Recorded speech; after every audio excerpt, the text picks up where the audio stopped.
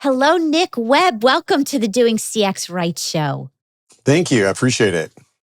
So I have been noticing you a lot online. It's funny how I didn't know you. And then once I found you and discovered you are everywhere, now I see you everywhere. And I'm also so fortunate to have your two books. First of all, please tell my audience, who are you? What do you do? So I am the CEO of a company called LeaderLogic, and we work with some of the top brands in the world to help them drive sustainable growth. And we do that primarily by creating happy workforces and next generation strategy, and of course, significant improvements in customer experience. You're speaking my language. Why? Why are you so passionate about this topic? I started my career in healthcare 40 years ago as a medical technologist, inventing medical devices. And that's been, 43 patents ago. And I really loved creating technologies. I invented one of the world's smallest microsilicone implants, one of the first wearable technologies. But I was very detached from the customer, the people that actually saw my work. And to a certain extent, it felt a little compartmentalized. So the reason I love what I do and the reason I do what I do is I love that direct, especially, I travel to about 70 speaking events worldwide each year. I just love that direct impact that I get to see. It's the artist that gets to see people view his work, I guess, in the art gallery. That's what I really love. You said detached, and it actually makes a lot of sense because technology does detach us from the human element. So I think that the game changer is balancing both. Do you agree? Yeah, absolutely. I think that we can leverage technology for good or evil, right? And, we're seeing how the bad side of technology and, phenomenons like, the Instagram dysphoria syndrome and so on. I think that when you use it with the idea of humanity in mind, technology is a beautiful thing. And I think that organizations certainly have the ability to do that. What's one fun fact that people might not know about you? Well, I took a stab for some unbeknownst reason, starting 3 years ago now, to be a documentary filmmaker. I have no qualifications whatsoever. I had no idea what I was doing. But I really wanted to do a documentary film with the idea of really changing the conversation about healthcare. And I was lucky enough to partner with a very successful physician and health system owner, Dr. Ray Power, in Dublin, Ireland. And so together, over a period of 3 years, we pooled our resources and we actually launched the film this last summer at the Sedona Film Festival, and we won the Audience Choice Award. So I get to add award-winning documentary filmmaker to my resume. It was really fun. That's amazing. And I think it's going to give people who are listening hope and confidence, maybe that they never had, because you said you kind of fell into this, you hadn't come from that background. And what a milestone that people are starting to see in the post-pandemic world, that they can do anything. Yeah. No, it's, doing stuff that you're not qualified for is something you should do all the time, right? I tell my son, apply for jobs that you are absolutely not qualified for, because eventually I can remember my first executive job and them closing the door in my corner office. And I'm thinking, I have no idea what I'm doing here. I don't even know where the knobs and buttons are. And in a matter of a few months, I nailed it. And so I think that's the evolutionary process that we go through. There's a saying, fake it till you make it. And I think in your 20s, you really do that, maybe even beyond. For sure. Yeah, absolutely. So let's talk about customer experience. First of all, everyone has a different view what that means. What is that to you? Well, first of all, I think most people need to realize that customer experience is an innovation activity. If you look at the definition of innovation is the process of creating novel value that serves your organization and your customer. And when you look at the definition of customer experience, it's the process of creating novel value that serves your organization and your customer. The definition is no different. It's how we create newness in the way in which we deliver experiences to humans. But in researching my upcoming book, What Customers Hate, I begin to realize that there is another hemisphere of customer experience that most people really miss. In fact, I don't even use the term customer experience. There it is. I don't even use the term customer experience anymore. I use the term human experience, because if you're not creating beautiful experiences for the employees that come and serve your mission every day, there is no way in the world they are going to be able to serve the amazing customers that serve you and honor you every day. And, just go to a restaurant or go to a hotel where the people hate their job, and you can see the impossibility of delivering exquisite experiences with people who have not been loved and respected. But it even goes beyond that, because I talk about stakeholders, or what I refer to as the vested ecosystem. You need to develop the philosophical, the religious belief that everybody should be treated with love and respect. And that includes your vendors, your partners, your boards of trustees, and all of your customers, no matter who they are. And I think when you get to that point, you've reached sort of I really think the zenith of where we want to go as experts in customer experience. It's an innovation activity that serves everyone. That's a great answer. I've heard many, and that resonates a lot. I love it. Now, is happiness a business strategy as it ties to customer satisfaction? I mean, would you call that a strategy? So everything that we do in organizations is people powered, with no exception. Everything is people powered, from the way in which we think to the way in which we deliver value across our organization. So if it's people powered, then it's pretty easy to suggest that taking care of those people are critical. There is unemployed people and there are talented people, but there are no unemployed talented people. In fact, they say now that the biggest drought, the biggest pandemic that we'll face is the talent drought. There's roughly 9 million people looking for work, and some suggest there's as much as 16, 17, 18 million jobs.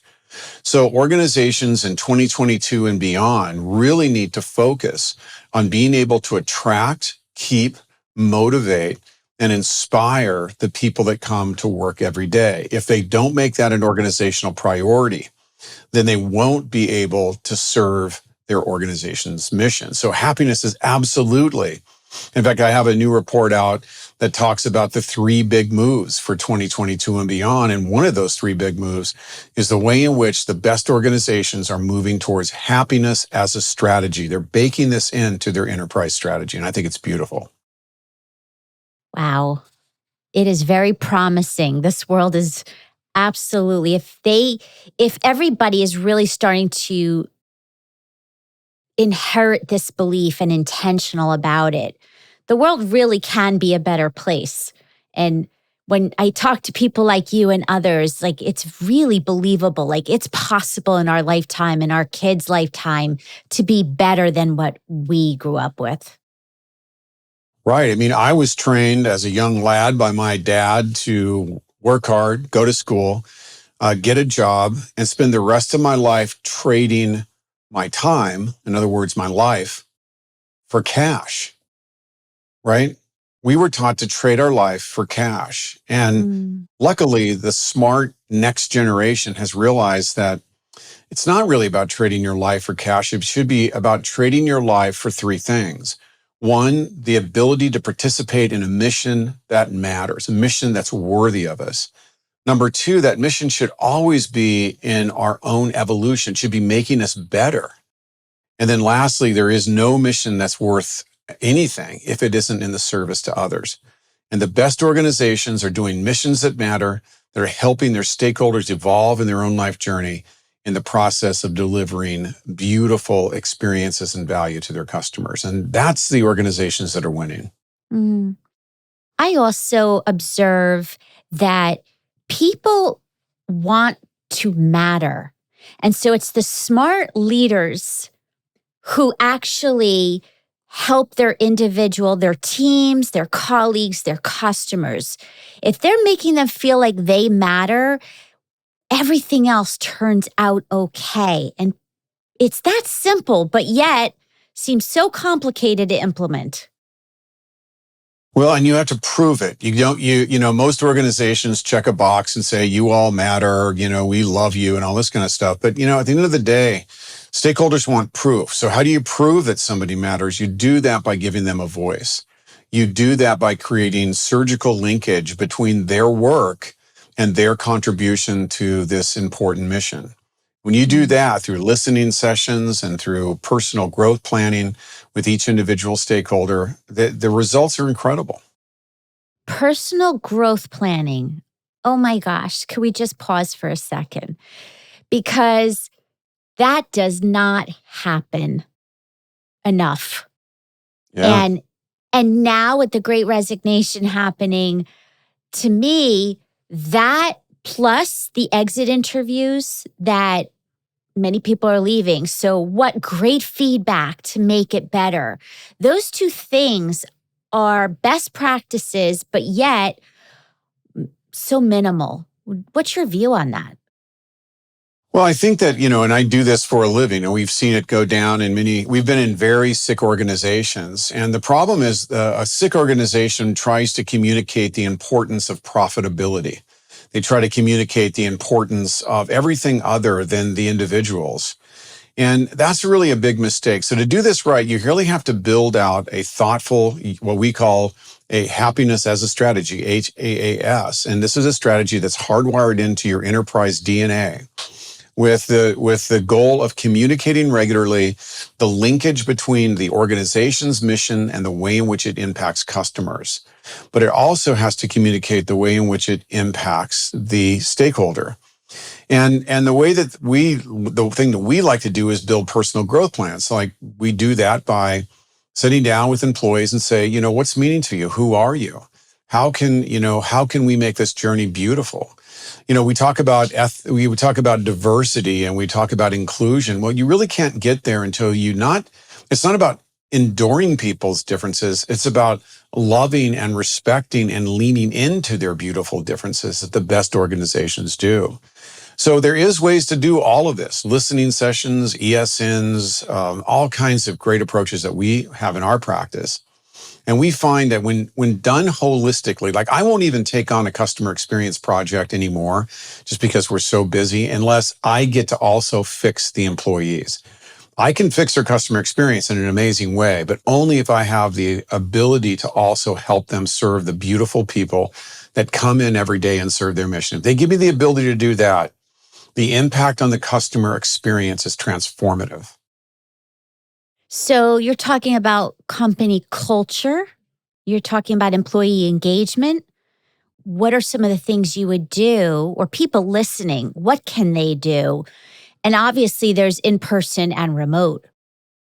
Right. So, in my book, What Customers Hate, I talk about hate points versus love points. So the first thing you really need to do, and you do this through individual interviews, you do this through listening sessions, you do this through collaborative ideation by building out challenges. I mean, the first thing we do is we use an internal social network and we create their first challenge. Let's get better, or how do we make life better challenge. And those challenges allow everybody to talk about, well, it'd be a lot better if we X, Y, and Z. It's amazing what, one of the things I've learned, I've been very, very, very, very happily married for 30 years. And I think the secret was early on in my life, just through stupidity, I realized that when my wife said the trash was full, what she was really saying is take out the trash. When my wife said it was cold, it meant turn up the heater. It's that second level of thoughtful listening, right, that makes a very big difference. And if you're willing to be engaged and present enough to listen to the people you love and care for, then it really gives you the insights you need to be able to make their life beautiful. And there's nothing more gratifying in life than to be able to impact other people positively. So there's a great deal of really practical tools around understanding what they hate. In fact, the whole premise of my upcoming book, What Customers Hate, is kind of a fun follow-up from my, number one best-selling book, What Customers Love or Crave. And what it really talks about is the fact that we have to start by eliminating things people hate first. That's a good lesson for customer experience. We focus on optimal customer experience. Meanwhile, we haven't really eliminated the hate points. So if we can do that with our stakeholders, it's amazing. And if you give them the opportunity and you make the changes that they're suggesting and you prove you're listening, it is incredible how that results in cultural transformation. Cultural transformation isn't a thing you do. It's a symptom of a thing you do, right? A lot of people think it's a thing you do, and it isn't. It's a symptom. It's a condition that occurs when you love, respect, and care for the people that serve your mission. That is worth replaying because it is so good. Those words are so eloquently said and really make sense. What is the best leadership advice that you've received and that you also tell others? I remember early on in my young, naive career working for a gentleman who was an ex-Scotland Yard detective. He was like 10 feet tall, just this incredibly intimidating guy. And I was a young executive. And I remember complaining to him about how bad the market was and why we weren't hitting our revenue numbers and so on. And I remember him sitting back with a smile and asking me a simple question. Are you out of control? And that was a weird question. I didn't know how to answer it. The bottom line, the point he was trying to make is that everything I complained about was within my control. I think it's really easy to get in a managerial or leadership habit of thinking that conditions are the things that control us. But the truth of the matter is conditions are not that interesting, certainly not as interesting as the way in which we respond to them. So really asking ourselves, are the current conditions something that we have control over? I think we do a lot more than we realize. I agree on that. Now, with technology, going back to the beginning, you've got technology and you've got the human side. What is your advice to companies that are really focusing on technology more and not because they don't know the ROI of customer experience and employee experience and culture? That's harder to measure. We're figuring it out. But what's your view on that to get people to invest more in the technology in addition to the human factors? Well, I think the first thing you have to do is you have to do a incentive check, right? Is the use of the technology there specifically to be able to deliver exceptional value to the customer? If it's not, then you need to question it.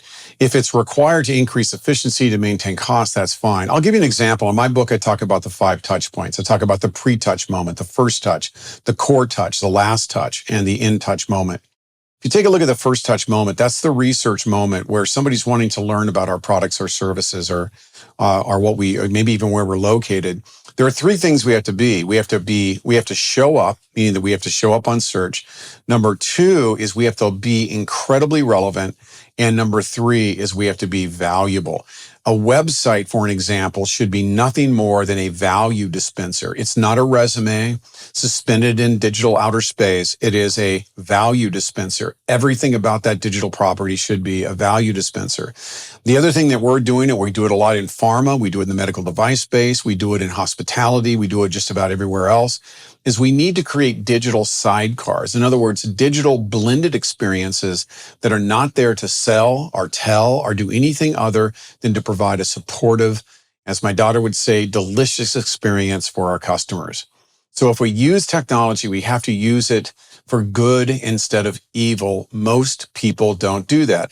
Apple, I have 30 Apple devices in my office. They have my email 1,000 times in their database, but they have the intelligence and the discipline not to spam me with BS offers all the time.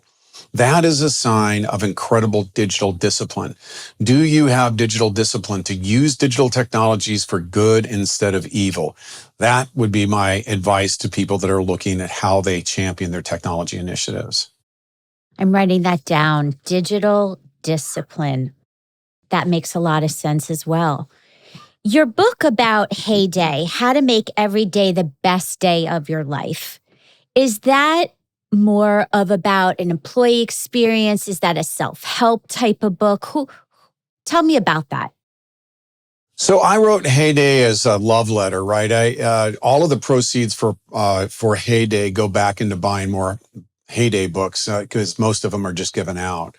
I wanted, there it is. How to make every day the best day of your life. You'll see that it's not available commercially for sale. It's the only book I've ever written that isn't. It's available for sharing. And the idea of that book was to really let people know that if they could focus on those heyday principles, that they could have an incredibly better impact for their family, for the people they care about. They have the ability to live a beautiful, peaceful existence just by following some very, very simple lessons that I learned from Native American chiefs, from Sherpas, from just the most amazing teachers that have fallen in my pathway over the last 40 years. And that's really what that book's about. Now, I do have a book on enterprise happiness that'll be out in February called Happy Work. And my guess is that'll probably be available in bookstores worldwide somewhere in February, March, right about the time that my book, What Customers Hate, comes out. Happy Work. Now, right now, we're dealing with more anxiety in the world than ever, and loneliness and confusion and opportunity. I think that this great resignation is also causing people to reevaluate having been home for a long time. So this is definitely needed more than ever, happy, but how is it going to resonate with people? Like, because it seems like a far stretch right now. Is it, or maybe not? Yeah, it's really not. I mean, I think that you have to look at it is that sadness and discord and grief can be habitual. So you have to be really careful to break a habitual cycle. And I think a lot of organizations, they have remote teams, and we have a certification training program for remote leaders, where if you do sprints, if you do the things that are the best practice to provide employees compartmentalization at work and to give them, the right guidance, they can have a happy stay. I think that a lot more people will be going back to a physical space than most people are suggesting. People want to collaborate. There's been several good studies to show that when organizations go remote and start being diffused, their innovation is diffused, and their ability to serve a common mission actually is adversely impacted when people aren't physically together. And not only that, a lot of people, they're kind of over it, right? It's not for everybody. But I think right now we will see a renaissance of happiness. We'll see a new level of enthusiasm. We'll see the opportunities that lay before us. It's not going to happen overnight, but I'm quite certain that as we transition through 2022, we're going to see a lot more people that are willing to talk about what's right and what's good and what's happening and the next project, and not just getting into that habitual cycle of what's wrong. I think also there's the opportunity for managers and leaders to ask their people more often, are you okay? And make it psychologically safe to have those conversations. Yeah, that's a good point. Absolutely right. Yeah. I think we're seeing a lot more personal dialogue where we're able to talk about, conversations around happiness and quality of work life. And I think that's a beautiful thing. I think the relationship between employees and their job have really changed in a very, very demonstrative way. And I think that ultimately that's a good thing, not for legacy organizations that believe in an authoritarian model of leadership, but for organizations that realize that their best asset truly is their people asset.